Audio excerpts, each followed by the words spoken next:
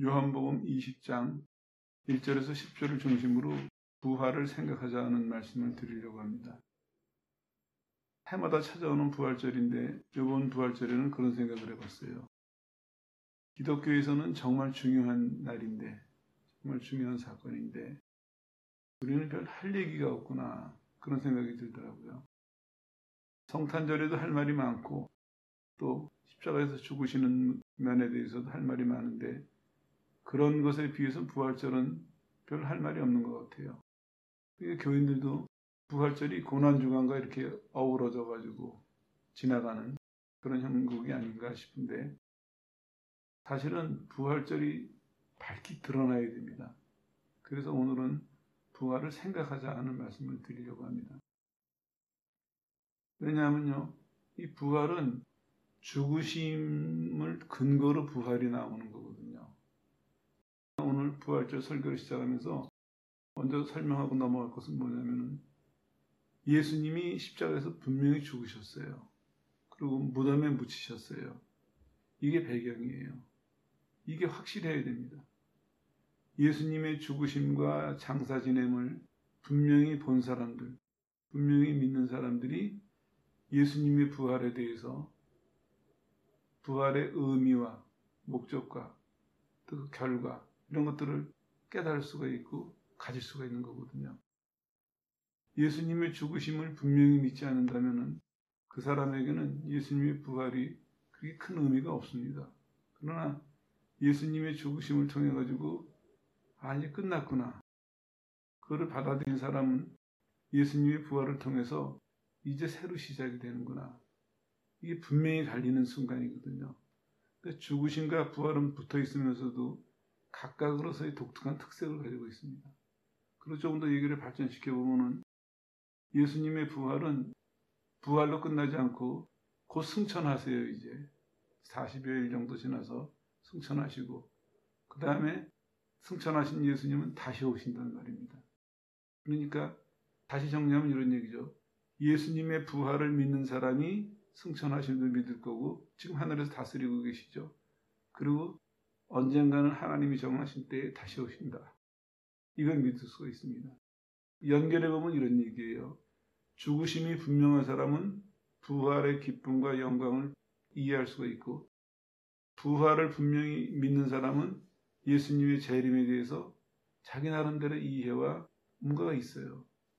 이게 다 연결된 얘기입니다. 그럼 이제 질문이 생겨요. 뭐냐면은, 우리는 예수님을 믿는데 예수님께서 다시 오신다는 말씀에 대해서 우리는 어떤 태도로 살아가고 있는가? 이해하고 있는가? 정말 사모하고 기다리고 있는가? 그렇다면은 우리의 삶에서 나타나는 증거는 무엇인가? 이런 점들을 생각 안 할 수가 없습니다. 왜냐하면은 초대교회에서부터 처음서부터 이 사람들은 예수님의 죽으심과 부활을 믿었기 때문에 다시 오심을 굳게 믿었어요. 그리고 2000년간 그걸 유지해 왔어요. 다시 오실 것에 대해서. 끝난 게 아니에요. 이게 다시 오셔야 끝나요. 그리고 어떻게 보면은 다시 오실 그 순간을 위해서 이 앞에 모든 사건들이 쭉 있었습니다. 하나님께서 죄진 인간에게 내가 너를 용서해 주겠다 약속하신 것이 많은 시간과 많은 일들을 겪으면서, 특별히 예수님의 탄생, 죽음, 매장되신 것, 부활하신 것, 승천하신 것, 다시 오시는 것, 이런 사건들을 쭉 지나면서 그 약속이 이루어지는 거거든요. 그런 점에서 볼 때 부활은 우리가 깊이 생각해야 될 주제고 또 많이 생각해야 될 주제다, 그렇게 말씀을 드릴 수 있겠죠. 이거는 단순한 그냥 기적이 아니라 새로 시작되는구나. 예수님의 죽으심으로 우리가 죄에 대해서 죽고 예수님의 부활하심으로 우리가 하나님 앞에서 새로운 사람으로, 아담이 처음에 만들어졌을 때와 같이 새로운 피조물로서의 삶이 시작이 되는구나. 그리고 그 삶은 이제는 이 땅에서 끝나는 것이 아니라 영원히 하나님 나라에 가서 영원히 지속되는 삶이구나, 이렇게 연결이 되는 것입니다. 그리고 또 하나 생각하자는 이유는 이거예요. 부활이 이렇게 중요한데 우리들도 부활절은 별로 할 말도 없고 감격도 적고 하는데 제자들도 마찬가지였었어요. 하나하나 살펴보죠. 예수님께서는 본인이 예루살렘에 가가지고 죽으실 것이다 말씀하셨어요. 여러 번 말씀하셨죠. 그러면서 늘 함께 하신 말씀이 있어요. 뭐냐면 내가 죽되 3일 만에 살아나리라. 부활하실 것은 늘 말씀하셨어요. 근데 놀랍게도 같이 따라다녔던 제자들마저도 못 믿었어요. 못 믿었다, 이해 못했다, 기억 못했다. 그 중에 하나겠죠. 오늘 여기도 보세요. 사건은 이거예요. 막달라 마리아가 안식 후 첫날, 주일 아침이겠죠. 새벽에 무덤에 갔어요. 왜냐하면은 금요일 밤에 부랴부랴 예수님을 매장했거든요. 그러니까 이제 궁금하기도 하고 또 혹시나 해가지고 향유랑 이런 걸 가지고 찾아가 봤어요. 근데 무덤이 열려 있는 거예요. 마리아가 놀래가지고 쫓아가가지고 베드로랑 제자들에게 알렸죠. 베드로랑 여기서 보면 이제 요한의 표현이 사랑하시던 그 제자였으니까 그리 쫓아갔어요. 무덤에. 빈 무덤이에요. 그런데 이상하죠. 빈 무덤을 봤어요. 둘이. 그 9절에 보면 저희는 성경에 그가 죽은 자 가운데서 다시 살아나야 하리라 하신 말씀은 아직 알지 못하더라. 그래가지고 어떻게 했습니까? 가서 빈 무덤을 보고 그러고는 그냥 자기 집으로 가버렸어요.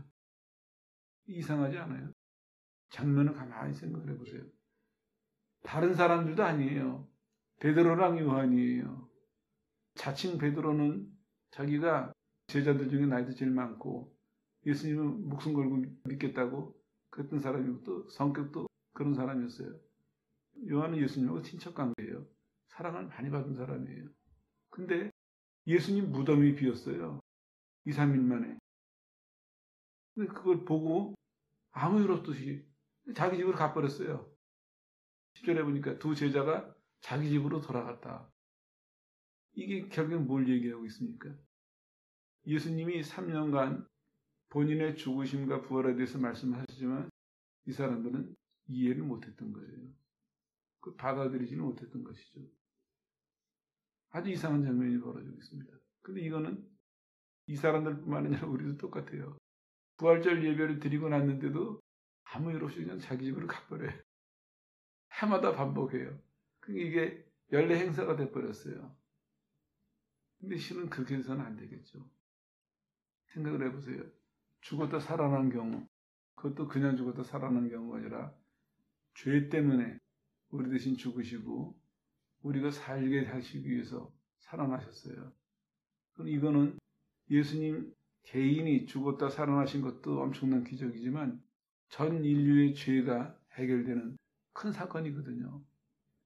근데 이 사건이 벌어지고 그걸 지금 보고 있는 사람들이 아무 일 없다는 듯이 가버렸어요. 이게 결국에는 이 사람들이 예수님 이제 가르치실 때 죽으심과 부활을 늘 같이 묶어서 가르치셨는데 이 사람들은 아직 이해를 못했다. 이렇게 말씀드릴 수 있죠. 그건 이제 이따가 설명을 드릴게요. 오히려 보면요. 예수님의 원수들이 그걸 기억하고 있어요. 원수들이 제사장들과 이런 사람들이어서 빌라도에게 뭐라고 요구합니까? 저가 살아있을 때 죽었다가 살아난다고 얘기했는데 무덤 지켜야 됩니다. 안 지켰다가는 더 큰일 납니다. 이렇게 해가지고 예수님 무덤을 지켰죠. 병사들이. 원수는 기억하고 있었어요. 근데 제자들은 기억을 못했어요. 그런 사건이 하나 있었습니다. 또 하나는 이제 이런 것도 생각해 볼 수 있겠죠. 예수님은 오늘 부활을 통해서 증거들을 보여주셨어요. 뭐냐면 빈 무덤을 보여주셨어요. 무덤이 비었어요. 많은 얘기가 있지만 그동안의 부활 때를 쭉 설명드린 거라 생략하고 넘어갈게요. 여자들의 힘으로는 굴릴 수 없으면서 큰 돌을 막아놨는데 그 돌이 굴러갔어요. 빈 무덤이 됐는데 재미있는 사실 하나가 있어요. 뭐냐면 여자들이 예수님 기억하면서 슬픈 마음에 한 번이라도 더 와서 보려고 아니면 무덤이라도 둘러보려고 온 사람들 앞에 그때 만약에 무덤이 착 열리고 죽은 나사로 나왔던 것처럼 예수님이 저벅저벅 걸어 나오셨으면 얼마나 이 사람들이 좋았겠어요. 근데 예수님이 그렇게 안 하셨어요. 어떻게 하셨냐면 본인이 걸어 나오시지 않고 빈 무덤에 제자들을 불러들이셨어요. 재밌잖아요. 본인이 걸어 나오셔서 여인들이든 제자들이든 많은 사람들 앞에 나 살았다! 살아났다! 이렇게 하시지 않았어요. 오히려 부활하신 다음에 그 빈 무덤에 제자들 보고 들어와라 하셨어요. 들어갔습니다. 여기서 한 가지 추가하고 싶은 게 있어요. 뭐냐면은 이게 이제 부활의 매력입니다. 조금 전에 말씀드린 거는 연결이 되는데 부활이 의미상으로 본다면은 십자가의 죽으심만큼 중요한 거예요. 죽으시고 끝나면은 끝이에요. 근데 부활이 있기 때문에 죽으신 것이 가치가 살아나는 것이고 죽으심과 부활이 합쳐져 있기 때문에 우리에게 새로운 소망이 있는 것이고 새로운 기약이 있는 것이거든요. 이게 없어서는 안 돼요. 그냥 예수님이 죄를 담당하고 죽으셨다. 죄는 용서받을지 몰라요. 그러나 다시 살아난다는 미래에 대한 기약은 없는 것입니다. 하지만 그가 죄를 대신해서 죽으셔서 우리를 깨끗하게 하셨고 그가 부활하셨기 때문에 우리는 하나님 앞에 영원한 미래, 그거를 소망할 수가 있고 가진 거거든요. 이렇게 중요한 부활절의 의미를 예수님께서는 설명을 하고 하셨는데 사람들은 못 알아들었어요. 그래서 여기서 생각하고 넘어가야 될 것이 이것은 영적인 일이라서 영적인 역사 아니면 이해 못한다. 그거를 말씀드리려고 지금까지 쭉 얘기를 끌어온 거예요. 왜냐? 부활절마다 우리가 이걸 생각하고 부활절 아닐 때도 생각했었죠. 결국에 결론은 그거더라고요. 이것뿐만 아니라 성경 전체가 그렇죠. 우리 신앙 전체가 이거는 영적인 일이다. 하나님 나라의 일이기 때문에 성령의 도우심이 없이는 이해가 불가능하다. 이해도 못하고 믿지도 못하고 따라가지도 못한다. 여기서 여러분들은 이걸 오늘 가지고 돌아가야 됩니다. 뭐냐? 성령으로 신앙생활하자. 성령 안에서. 성령에 의한 신앙생활이 되어야 됩니다. 앞으로는 많이 강조가 될 거예요. 그리고 여러분들도 이런 것을 계기로 자신의 신앙을 자꾸 점검해 보세요. 내 신앙의 근간은 무엇인가? 물론 내 신앙의 기초는 예수님이에요. 근데 무엇으로 나는 그 예수님을 이해하고 무엇으로 그 예수님을 받아들이고 무엇으로 나는 그 예수님을 따라가고 있는가? 여기 성령의 도우심이 절대적으로 있어야 됩니다. 오늘 이 제자들도 보세요. 예수님 따라다니면서 얼마나 많은 설교를 들었고 얼마나 많은 기적을 체험했습니까? 그런데 빈 무덤을 보고 그냥 돌아갔어요. 예수님께서는 무덤에서 걸어 나오시는 모습보다는 오히려 빈 무덤으로 이들을 불러들이셨어요. 들어와봐라. 우리도 마찬가지입니다. 우리는 지금 부활하셨다는 사실을 성경을 통해서 보고 있고 듣고 있는 거예요. 서로 얘기하고 있습니다. 그래서 예수님은 말씀하고 계세요. 오늘 이 사실을 근거로 기록된 이 말씀을 근거로 너희가 들어와라. 그 어떻게 가능할까요? 2000년이라는 시간적인 간격이 있는데 바로 성령 안에서 누구든지 오늘 태도를 바꾼다면 부활을 이해하려고 하는 태도와 생각을 바꾼다면 부활이 혹은 부활절이 여러분에게 새로운 의미로 새로운 능력으로 다가오게 될 것입니다. 이 구절을 보면서 참 재미있다 생각이 들었어요. 걸어 나오시지 않고 들어오게 하세요. 들어오게. 좀 더 과장해서 설명을 한다면 들어가 본 자만이 확인할 수 있는 것이죠. 다 마찬가지지만 오늘 주제가 부활이니까 부활에 국한해서 말씀을 드릴게요. 예수님의 부활은 분명히 일어났습니다. 근데 그 안으로 들어가 보지 않으면 이해할 수도 없고 받아들일 수도 없고 그 부활을 근거로 따라갈 수도 없습니다. 그런 매력이 있는 장면입니다. 그리고 이건 한번 설명드린 적이 있는데 사람이 죽으면 이렇게 천으로 감싸잖아요. 근데 여기 보니까 예수님의 수의가 예수님을 쌌던 그 세마포가 누였고 이랬는데 정확하게 번역하면 이런 얘기예요. 예수님이 부활하셨는데 옷을 벗어서 이렇게 개켜놓으신 것이 아니라 예수님을 쌓아놓은 형태 그대로 둥그스러움하게 쌓여있고 예수님만 쏙 빠져나갔어요. 그 모습입니다. 이것도 큰 증거입니다.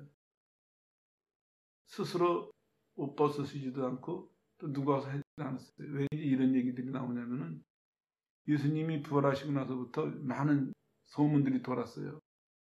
제자들이 시체를 도둑질해 가놓고 부활했다고 거짓말한다. 그런 얘기도 있었고, 기절했다는 기절설도 있어요. 예수님이 죽으신 것이 아니라 기절하셨는데 무덤에 시원한 데 가서 계시다가 보니까 정신이 드셔가지고 도망가셨다. 별의별 얘기가 다 있거든요. 그래서 아까 처음 강조한 것이에요. 죽으시고 묻히셨어요. 그리고 일정한 시간이 지났어요. 그 다음에 부활하신 거거든요. 결국에는 죽으시고 묻힌 것이 무엇을 증명하냐면 완전히 죽으셨다는 것을 증명하는 것이죠. 그리고 예수님을 쌌던 수의가 몸만 그대로 빠져나가신 거예요. 형태는 그대로 있고. 그거는 부활 아니고서는 설명할 수가 없습니다. 부활하셔서 새로운 몸을 가지셨기 때문에 그 형태를 흐트러뜨리지 않고 빠져나가실 수가 있었던 것이죠. 세 번째로는 천사들의 증언인데 누가복음 24장 5절에 보면 천사가 이렇게 얘기를 해요. 왜 산 자를 죽은 자 가운데서 찾느냐. 여인들이 무덤에 갔다가 무덤에 예수님의 시신은 없고 무덤은 비었고 큰일 났어요. 안타까워서. 그러더니 천사가 그렇게 얘기하잖아요. 왜 산 자를 죽은 자 가운데서 찾느냐. 부활하셨다는 얘기예요. 자, 이렇게 많은 증거들이 있는데 사람들이 부활절 하면은 확신을 갖고 지식이 늘어나고 그러기보다는 부활절 하면은 왜 아직까지도 좀 거리가 멀고 별로 할 말도 없고 큰 힘도 없고 그럴까? 이유는 바로 한 가지입니다. 이거를 영적인 일이라 성령 안에서 이해해야 되는데 성령 안에서 체험해야 되는데 우리 이거를 지식으로만 전하고 있습니다. 지식으로만 생각하고 있어요. 믿는 사람이니까 거부는 안 하겠죠. 그러셨대더라. 그 이상은 없습니다. 오늘 이 시간에 많은 걸 생각하시지 말고 딱 한 가지를 바꿔놓으세요. 예수님의 부활을 성령 안에서 이해하자.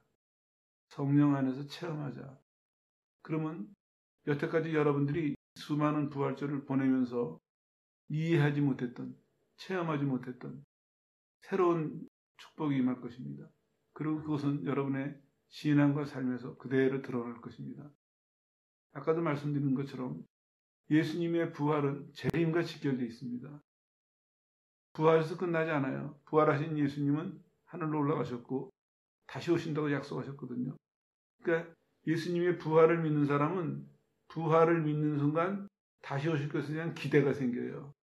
그래서 그 부활하신 그 믿음을 가지고 다시 오실 예수님을 기다리면서 다시 오실 예수님을 맞이하려고 그렇게 사는 거거든요. 이게 연결이 되어 있는 것입니다. 자꾸 우리가 지식으로 전하니까 부활은 부정하지 않지만 재림에 대한 소망은 없거나 약한 거예요. 그건 다른 데 이유가 있는 것이 아닙니다. 이거를 우리가 사람의 지혜로 사람의 지식으로 이해했기 때문이에요. 이거를 성령 안에서 다시 생각해 보세요. 성령 안에서 다시 이해하고 성령 안에서 다시 체험하세요. 그러면은 예수님의 부활이 믿어지는 순간 여러분 마음속에는 누구도 뺏어갈 수 없는 재림의 확신이 같이 생길 것입니다. 그리고 그 재림의 확신은 이 시간서부터 예수님을 만날 때까지 여러분들의 신앙과 여러분의 삶에 전적으로 인도해가는, 주도해가는 그런 역할을 할 것입니다. 그래서 성경은 얘기하고 있습니다. 세 가지 강조할 텐데 뭐냐면 예수님이 부활의 첫 열매가 되셨다. 첫 열매 많이 설명을 드렸어요. 이스라엘 사람들이 농사를 지어가지고 첫 열매를 바칠 때 추수를 다 하고 바치는 것이 아니라 추수할 때가 됐다 싶으면 밭의 일부를 추수해가지고 첫 열매를 바친 다음에 나머지를 추수한대요. 그런 의미예요. 예수님이 부활하신 얘기는 예수님은 모두가 부활하지는 않았지만 예수님이 부활하심으로 말미암아서 우리 모든 사람들의 부활이 보장이 된 것입니다. 두 번째로는 이런 점도 좀 생각해 보세요.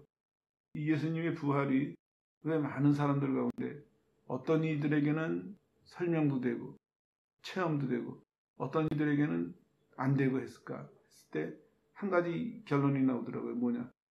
주님을 사랑하는 사람들, 주님을 사랑하는 사람들이 부활에 대해서 이해하기도 잘할 수 있고 체험도 하는 것을 볼 수 있습니다. 여기서도 보면요. 여인들이 주님을 사랑했거든요.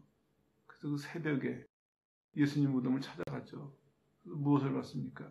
빈무덤을 본 거거든요. 마찬가지예요. 주님을 사랑하는 사람들에게 부활을 보이세요. 그러니까 여러분들도 나를 위해서 죽으신 예수님에 대한 사랑이 생길 때 예수님의 부활에 대해서 더 확실한 이해와 체험이 뒤따라오게 되겠죠. 또 하나는 예수님이 사랑하시는 자에게도 보여주세요. 사건을 다시 정리를 해보세요. 사랑하는 여인들이 무덤을 찾아갔다가 예수님의 부활을 봤어요. 그리고 예수님에게 무슨 명령을 받습니까? 내 제자들에게 가서 전해라. 명령을 받죠. 두 가지 결론이 나오는 거예요. 예수님을 사랑하는 사람들 혹은 예수님께서 사랑하시는 사람들에게 부활을 보이신다. 이런 얘기가 나오는 것이죠. 아까 성령 안에서 체험해라고 말씀드리니까 어렵게 생각하는 사람이 있을 텐데 간단해요. 뭐냐? 주님을 사랑하면 돼요. 주님을 사랑하는 마음을 갖고 있으면 성령 안에서 사람의 지혜로는 이해하거나 체험할 수 없는 예수님의 부활까지도 이해가 가능하고 체험이 가능하다는 얘기입니다. 사랑하는 자에게. 좀 더 확대해서 말씀드리면요. 하나님의 모든 말씀과 역사가 그래요. 하나님을 사랑하는 자에게는 참 쉬워요. 왜냐? 하나님을 사랑하는 마음으로 받아들이니까. 하나님을 사랑하는 마음으로 따라가려고 하니까. 그러니까 우리가 상상도 못했던 일들이 이루어지는 거예요. 예를 들면 이런 거죠. 처음에 예수 믿을 때 이제 회개하라는 얘기를 많이 들어요. 사람들이 이제 반응이 다 달라요. 근데 오늘은 시간이 없으니까 핵심만 말씀드릴게요. 예수님을 사랑하려고 하는 마음이 있어요. 그런 사람이 회개하라 소리를 들을 때, 아, 회개하라 그러시는구나. 회개해야 되겠구나. 이걸 어떻게 하지? 예수님을 사랑하는 마음으로 그 말씀을 받아들인 사람은 성령이 도우셔서 회개할 수 있도록 길을 인도해 주세요. 회개할 수 있도록. 근데 예수님을 사랑하지 않는 사람은 예를 들면 예수님을 사랑하는 마음은 없는데 열심을 내서 회개를 해요. 그 회개가 될까요? 그건 안 돼요. 왜냐? 인간의 능력과 노력 가지고 될 일이 아니거든요. 이거는 영적인 일이기 때문에 오히려 부족해도 회개하라 하셨을 때 아, 회개해야 되는구나. 그럼 그렇게 해야지.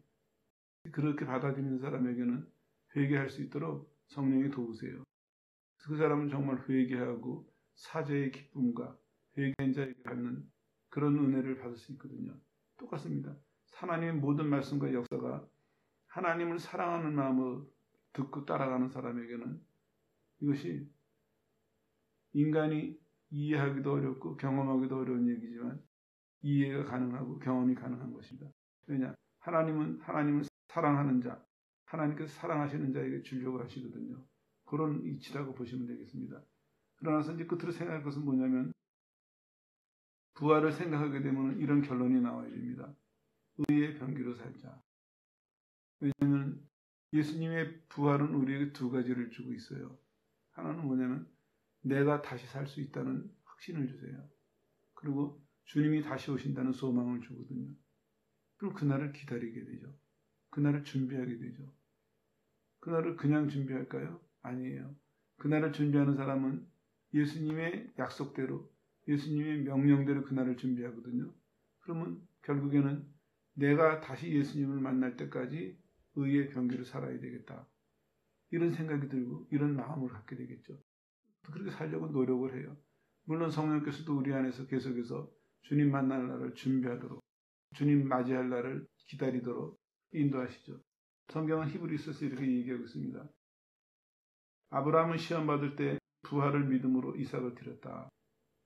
그냥 아브라함이 이삭을 그냥 바친 것이 아닙니다.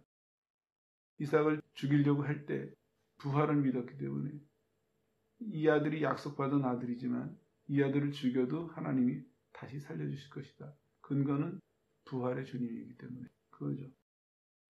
독생자를 드렸고 어떤 이들은 더 좋은 부활을 얻고자 하여 악형을 받되 구차히 면치 아니했고 또 어떤 이들은 톱으로 켜는 것과 시험과 칼에 죽는 것을 당하고 양과 염소의 가죽을 입고 유리하며 궁핍과 환난과 학대를 받았으니 이런 사람은 세상에 감당 못하도다. 저희가 광야와 산중과 암열과 토굴에 유리하였다. 부활을 믿기 때문에 의의 병기로 살아가려고 결심을 했기 때문에 의의 병기로 살아가려고 따라가기 때문에 이 사람들은 믿음으로 인해서 오는 모든 손해와 박해와 어려움을 기꺼이 당하고 살았습니다. 기꺼이. 그것이 영적인 어려움일 수도 있고 신체적인 어려움일 수도 있고 환경의 어려움일 수도 있습니다. 어느 것이든지 마찬가지예요. 지금까지 2000년의 기독교의 역사를 보면은 기독교 신앙은 어떤 사람들의 표현으로는 도전을 받았고 어떤 사람들의 표현으로는 핍박을 받아왔어요.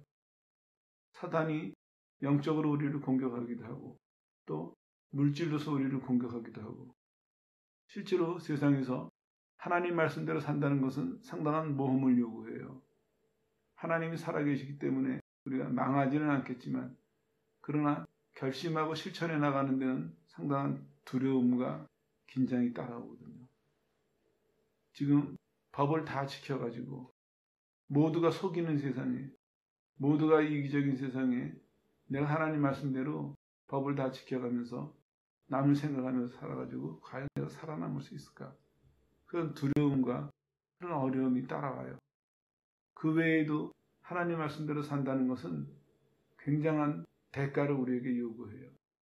매 순간 매 순간 결단해야 되고 그걸 지키기 위해서 매 순간 용기를 내야 되고 때로는 손실과 고통과 이런 것들을 감당해야 돼요.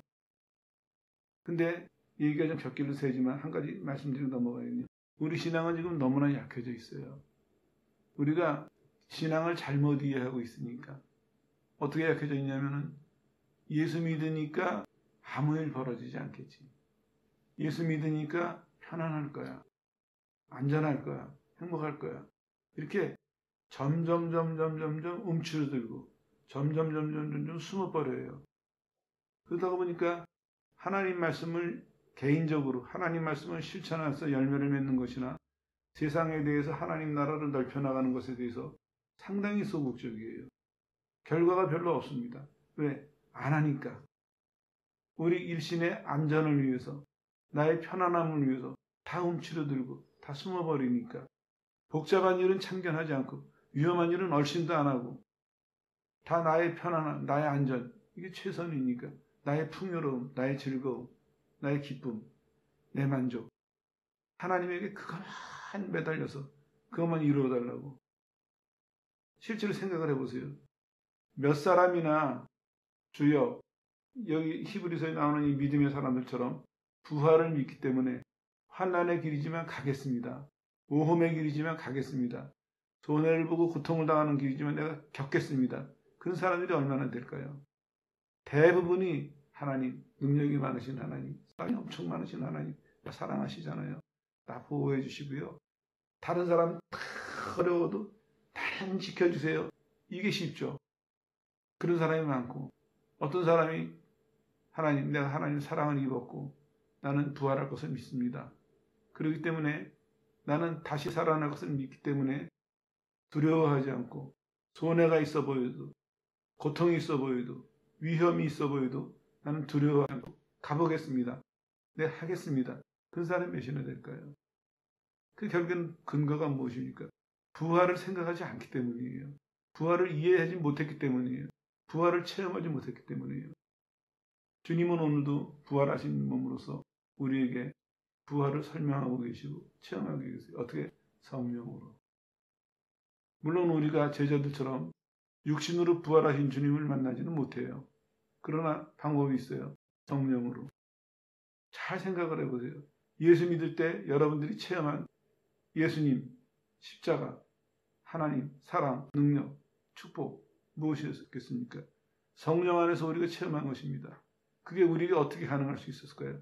예수님이 죽으시고 부활하셨기 때문에 예수님의 죽으심과 부활이 있었기 때문에 그거를 근거로 우리가 하나님 나라를 체험하게 되고 이해하게 되고 소유하게 되고 따라가게 되는 것이거든요.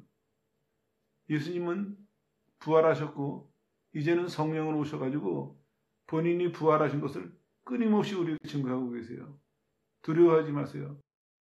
생각했어요. 부활을. 예수님의 부활이 무엇인가? 의미가 무엇인가? 목적이 무엇인가?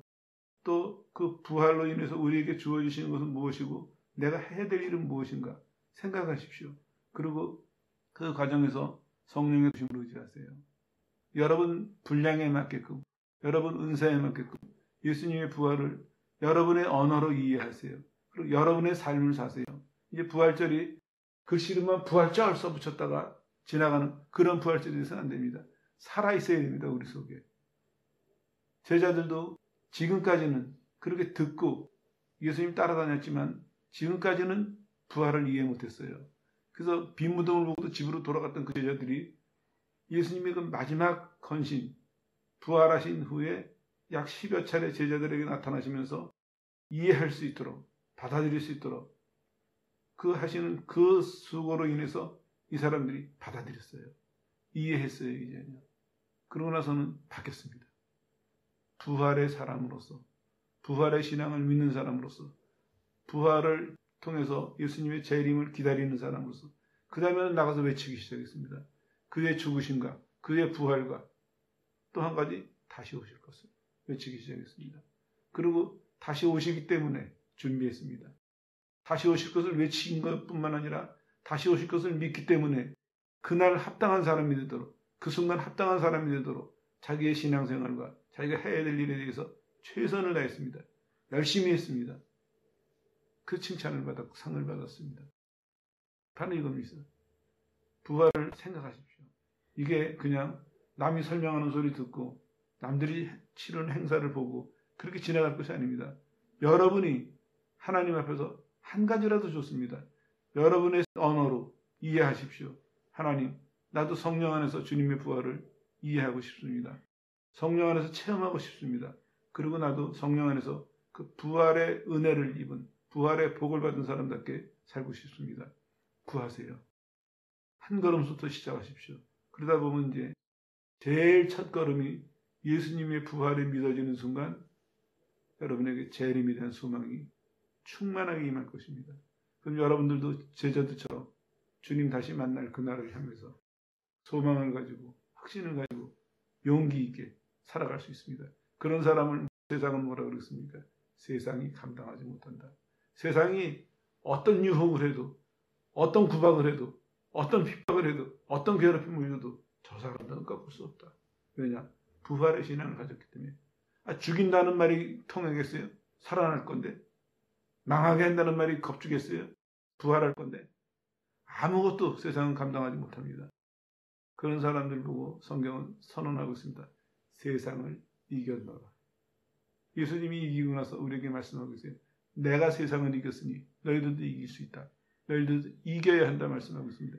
근거 바로 예수님의 부활서부터입니다.